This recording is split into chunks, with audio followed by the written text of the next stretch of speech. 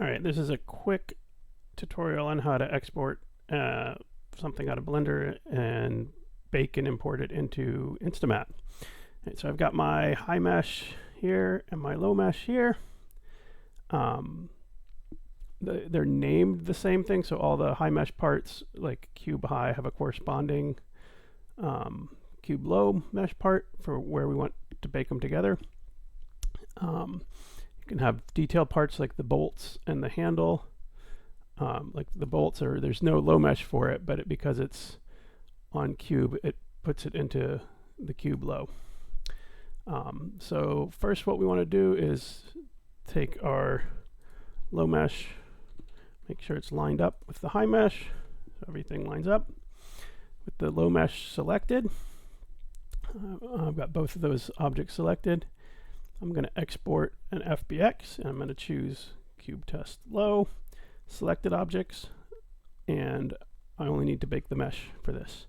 I'm not sure if you need this, but I think if you turn on tangent space, it'll give it tangents, and then you'll have better luck with the normals. So let's export the low mesh. That was just a warning because I didn't have quads. And now let's select all the high meshes. So we're going to select all these high mesh parts.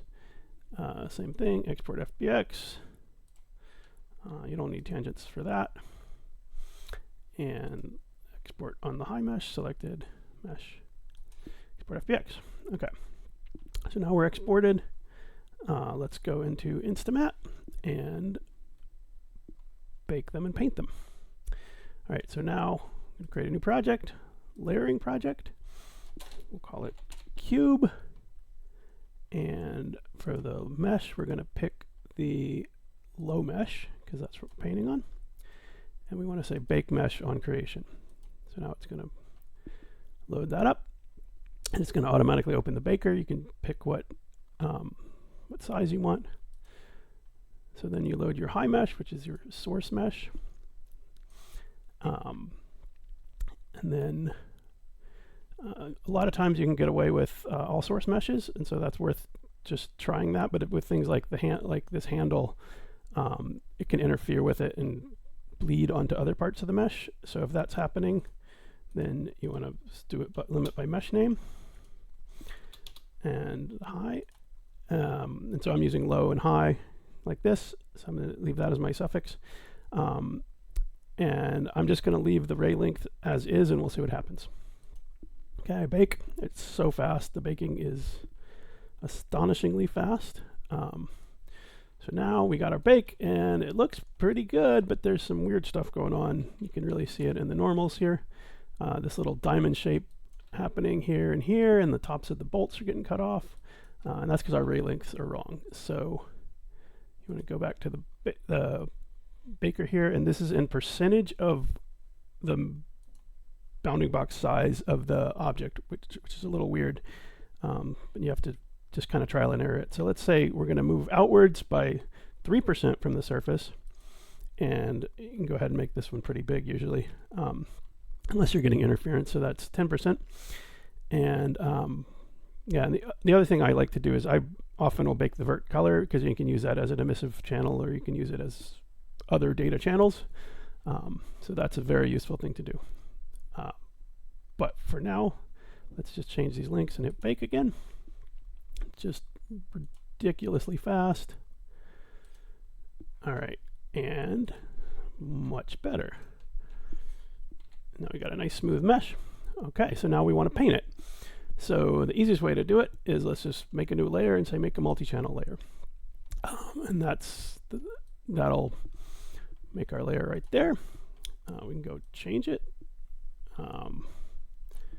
You know, we want it a little shinier, a little rougher. And you can add all kinds of like edge masks on it, all kinds of crazy stuff. So yeah, now if we wanted another layer for these bolts, say, or let's make the handle. Let's make a multi-channel layer. and we can go in and add a mesh ID to mask, and then this will give us, we can click here and this will give us a little picker, and we can say we want the handle, and we can make the handle, whoops, that's picking. Change this color, make the handle like orange. The other thing you can do is you can go into the asset library where they have like tons of materials. There's this worn nickel. I could drop that in there. Let's put it up at the top.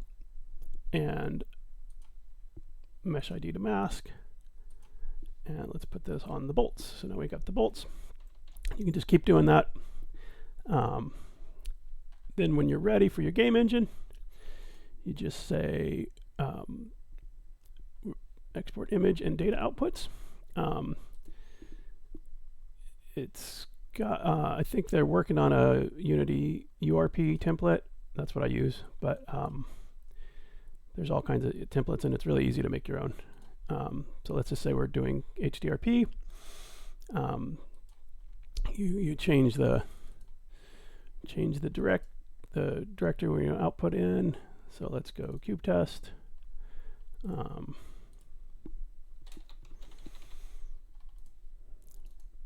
And export it there. Export.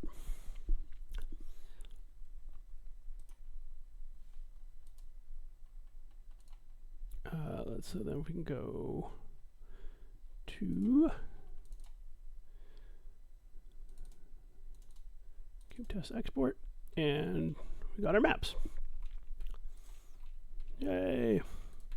There's been all the weird channel packed stuff for that. All right,